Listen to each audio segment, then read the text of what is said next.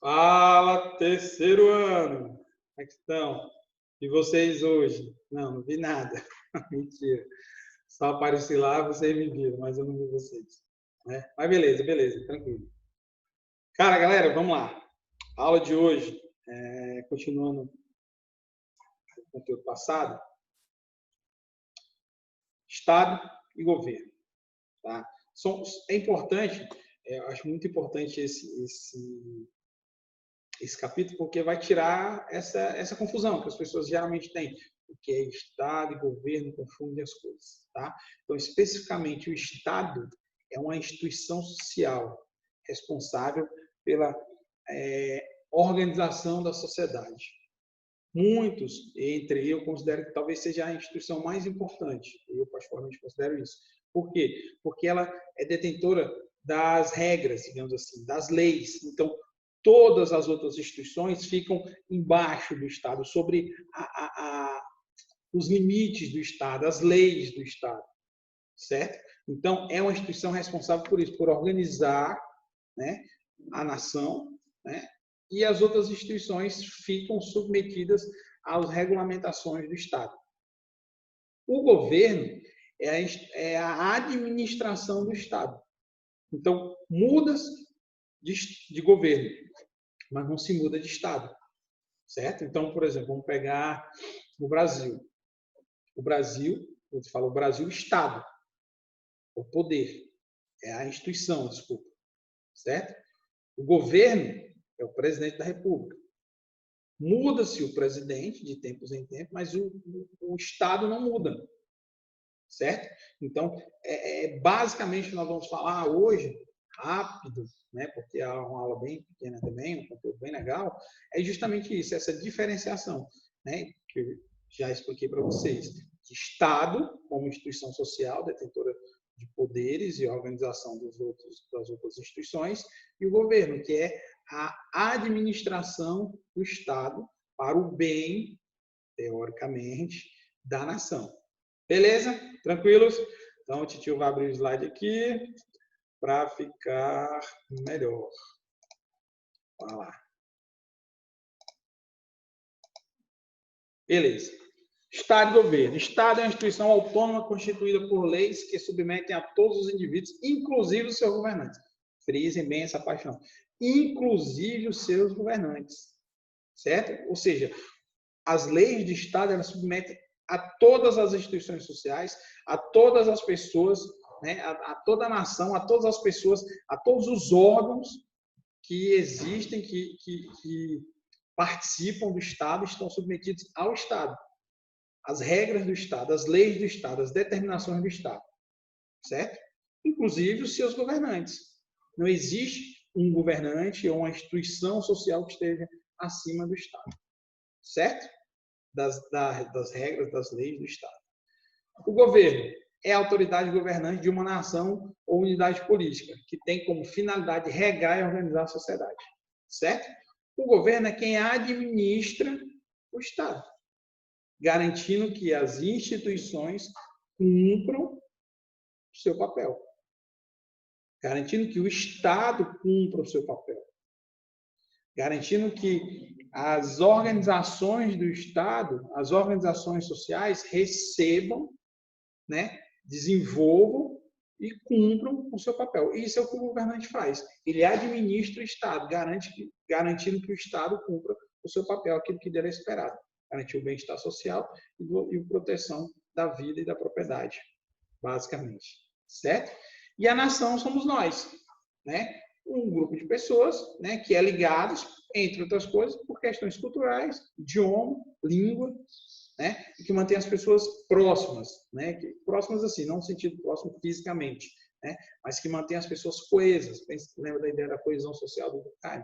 Mantém as pessoas coesas, se sentindo parte daquele grupo.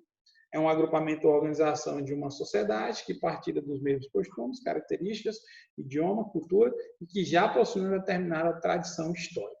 Certo? Então, o capítulo vai desenvolver a partir disso. Estado é uma instituição social detentora do poder, né, e da administração, e o governo, que é a instituição que é a administração da instituição social Estado. Lembre-se, o Estado é soberano para todos, inclusive para os seus governantes. O Estado é soberano, certo?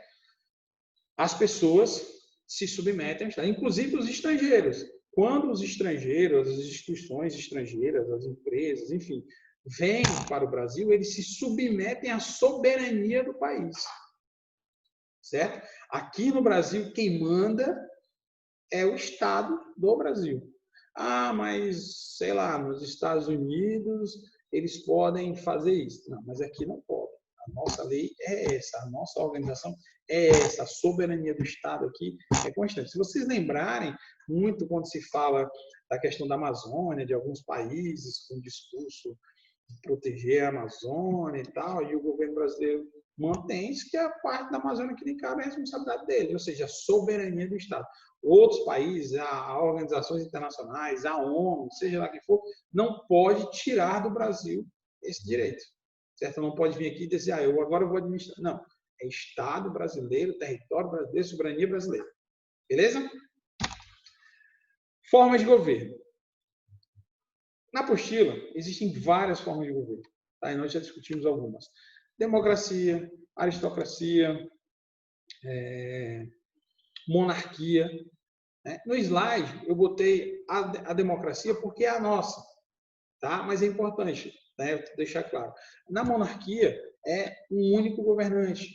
Ele é detentor de todas as decisões. Ele determina o que vai ser feito. As vantagens são dele, né, os benefícios são dele, as glórias são dele, mas a responsabilidade também é. Certo? Na aristocracia, é um grupo de pessoas, um grupo restrito, né? Pessoas que geralmente têm a questão da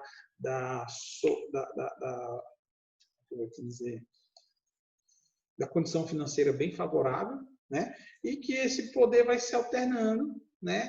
Naquele grupo ali. A democracia, né?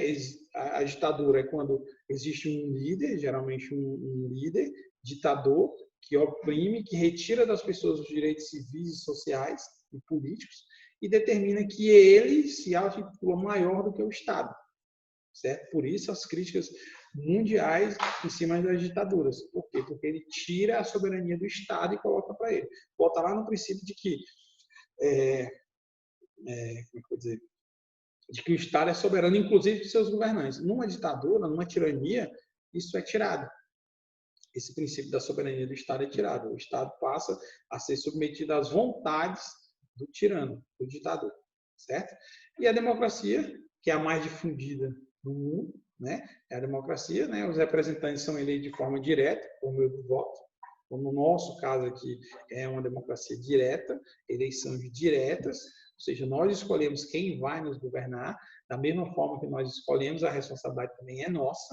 Né? Por isso que os políticos no país, os governantes, eles sempre usam esse termo. Eu sou um representante do povo. Aí, às vezes, a pessoa, o fulano de tal não me representa. Representa, meu filho. Representa. Aceite que dói menos que representa. Ah, mas eu não votei nele. Não importa. Uma vez eleito, ele representa. Então, eu sou contra o deputado federal tal. Não gosto dele, não me representa. Ele é deputado federal do seu estado? Então ele te representa. Por que ele te representa? Porque as decisões que ele toma lá são, teoricamente, as decisões melhores para você, né? E para o seu estado, digamos assim, para as pessoas que moram no seu estado. Certo? Então, é representante. Então, vamos escolher os nossos representantes. Eles estão lá nos representando, fazendo aquilo que nós deveríamos fazer, mas por questões óbvias não podemos fazer, temos outras coisas para fazer. Confiamos, aí que é importante a gente entender. Né? Estamos nos aproximando, acredito que até o final do ano, de um processo eleitoral, é importante que a gente entenda isso.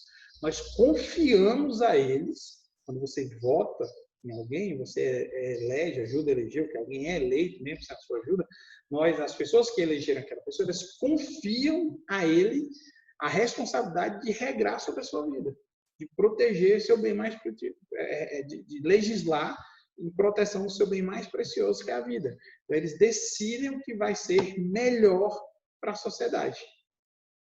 É assim que acontece Não, né? Mas, em via de regra, deveria ser.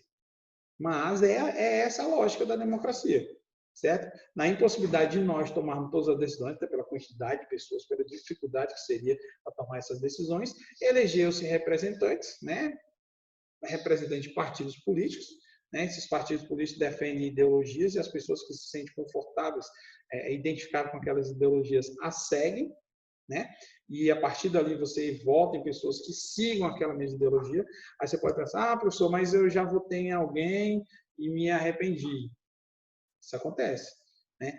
Quando a gente defende muito a questão do voto consciente, é entender tudo isso que eu falei para vocês, o que representa o voto. Agora, eu votei, sei lá, eu votei em mim, consciente, né? Sou um candidato. As pessoas que votarem em mim estão conscientemente, têm certeza de que eu vou fazer isso que eu disse que ia fazer.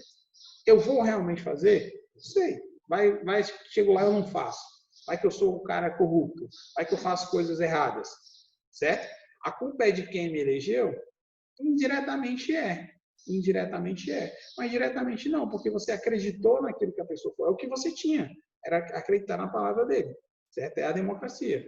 Outra coisa que é bem contestado hoje em dia é a questão de democracia é a vontade da maioria. A eleição democrática, uma decisão, desculpa, democrática, é a vontade da maioria. Mas se a gente partir do princípio da democracia mesmo, o que é democracia, não é justo.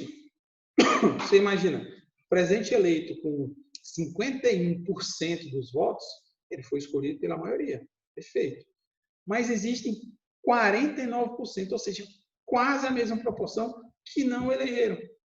Isso é para vereador, para prefeito, para governador. Ou seja, a gente pode dizer que isso é justo? Pelo princípio de justiça, não. Mas, na impossibilidade de ter formas melhores, usa-se o princípio da democracia, de que a vontade da maioria deve prevalecer. Certo?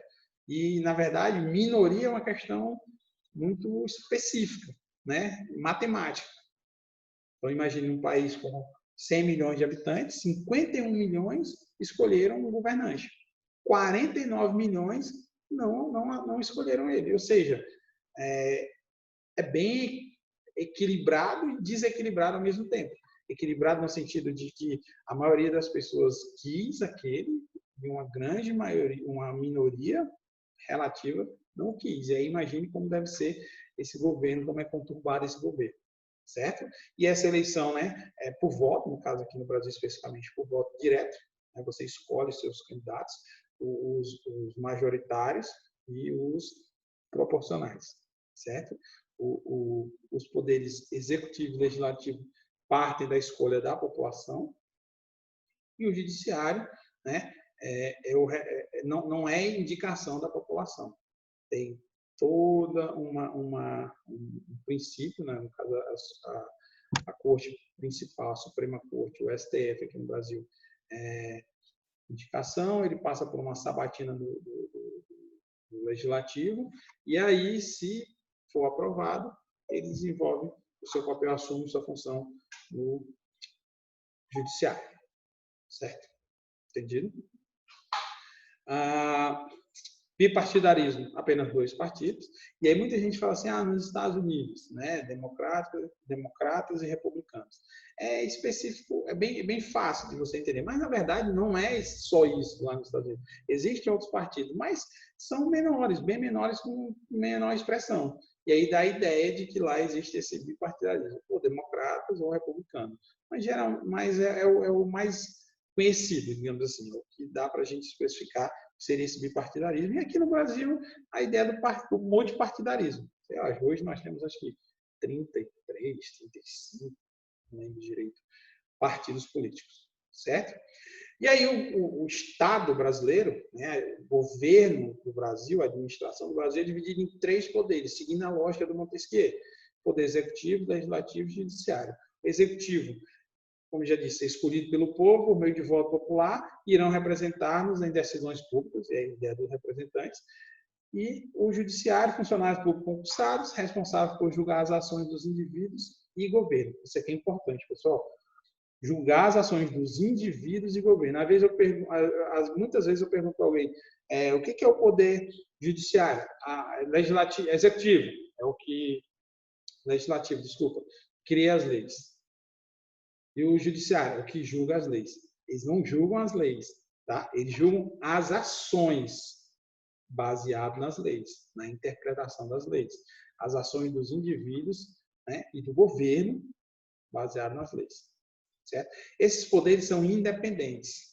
Se vocês estiverem acompanhando um pouco da questão política no Brasil, né, nós estamos vendo claramente exemplos de independência desse governo e coisas assim que interferências do governo no outro. Por que que existe isso?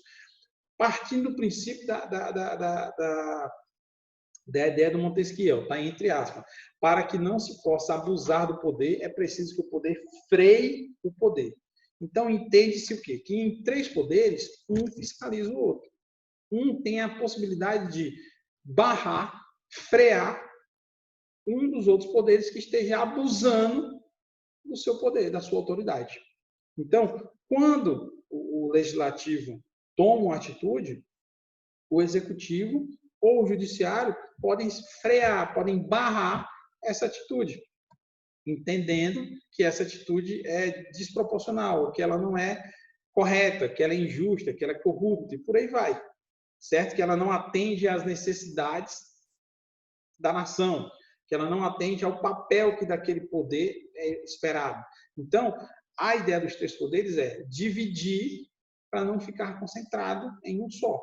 Vocês imaginem, em uma ditadura, por exemplo, o poder não é dividido. Existem as instituições, mas o poder é centralizado em uma única pessoa. Ou seja, ele tem o poder de criar as leis, ele tem o poder de sancionar as leis, né, fazer com que elas aconteçam, tem o poder de executar e tem o poder de julgar. Então, vocês imaginam a concentração que fica em uma única pessoa e um único poder. Por isso, a ideia do Montesquieu, seguindo o exemplo do Montesquieu, né, de ter 3 poderes, para que o poder possa frear o poder. Eles são semelhantes na sua importância e no seu poder. Beleza? Tranquilos? Algumas explicações sobre o Estado, né? E aí, Max Weber, é muito importante estudar Max Weber quando se fala de Estado, certo? O Estado é a melhor forma de organização social que detém o poder legítimo. O que é esse poder legítimo? Aceito, obedecido. A legitimidade vem do princípio de aceitação. Então, nós aceitamos que o Estado é detentor desse poder. Nós damos ao Estado. Se a gente pensar lá no Thomas Hobbes, no contratualismo, é a ideia de que você aceita, se fosse para ficar mais prático para vocês, como se nós assinássemos, quando logo que você nasce, você vai ser socializado, a sua família assina, é fictício, tá, minha gente? Assina um contrato de que você vai ser socializado, educado, dentro das regras, das leis, dos hábitos e costumes do Estado, permitindo que você cresça aceitando, entendendo e obedecendo os princípios do Estado. Então, ele diz que o Estado é a melhor forma de organização social que detém o poder legítimo. Lembra que eu falei mais cedo que, para mim, o Estado era mais importante? Max Weber também entende isso. Poder legítimo, ou seja, o poder aceito, não é imposto, não é obrigatório, é aceito. Lembre que as leis, elas dizem que elas dão a punição para quem infringir as leis, certo? Elas determinam o que vai acontecer, o que pode acontecer com quem infringir a lei, certo? E o Max Weber traz 4 elementos importantes do Estado. Lideranças, que são as pessoas que vão determinar o rumo, que vão aparecer, que vão dizer o que vai ser feito e convencer as pessoas de que é importante aquilo. São os líderes quem vai liderar, quem vai dar o rumo para as coisas. Legitimidade, que passa por isso, pela obediência, né? Eu falei agora há pouco. A estrutura, que é a divisão, né? No caso, no Brasil, a divisão em 3 poderes, a estrutura de governo, a estrutura do Estado, perdão, que vai proporcionar, que vai possibilitar que o governo o administre, certo? E o poder, certo? Poder que é a capacidade de fazer com que outros indivíduos façam aquilo que eles não fariam por vontade própria. O poder está ligado à legitimidade, à obediência. A legitimidade está muito ligada à dominação, certo? Que é a aceitação e a obediência. Beleza? O Estado é uma estrutura social que transfere aos seus líderes o direito de tomar decisões, exercer poder e fazer a manutenção da ordem pautada no uso da força legítima. Tá? O que é esse uso da força legítima? É entendermos que o Estado, em situações, ele pode usar a força, certo? Legitimada por quê? Por nós, certo? Então, por exemplo, se você vai, no exemplo da polícia, se você vai numa blitz, se você vai numa rua, quer dizer, passa numa blitz, e o guarda manda você parar, geralmente você para, o guarda vai pedir os seus documentos, você vai entregar os documentos, se tiver tudo certo, você está liberado, se ele disser que não, você não vai poder levar seu carro, e aí você está enrolado, certo? Você aceita que essa autoridade tem esse poder sobre você, que ele pode prender o seu carro, te tirar momentaneamente aquele bem? Sim, isso é legitimar, isso é aceitar, certo? Entendido? Leis são indispensáveis para a manutenção da ordem e a proteção do cidadão. Pensa aí. Pela lógica, nós não precisaríamos de leis, porque eu sou consciente, você é consciente, a maioria absoluta, tirando as crianças bem pequenas, não tem consciência correta das coisas. O restante sabe justamente o que é certo e o que é errado. Pela lógica, nós não precisaríamos de leis. Por quê? Porque eu sei o que é errado, é só não fazer o que é errado. Eu sei o que é certo, faço o que é certo.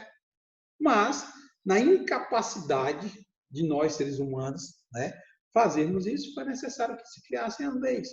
Né? O princípio, de novo, do contratualismo foi justamente isso. Vendo que o Estado estava, a sociedade estava num estado de guerra, o homem é lobo do próprio homem, o homem é o predador do próprio homem, né?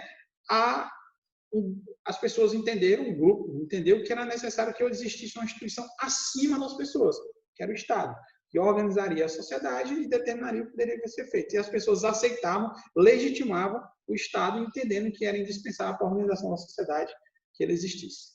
Beleza? A utilização da força é uma função do agente de segurança pública, desde que na situação ela se faça necessária. Isso é importante, desde que se faça necessária.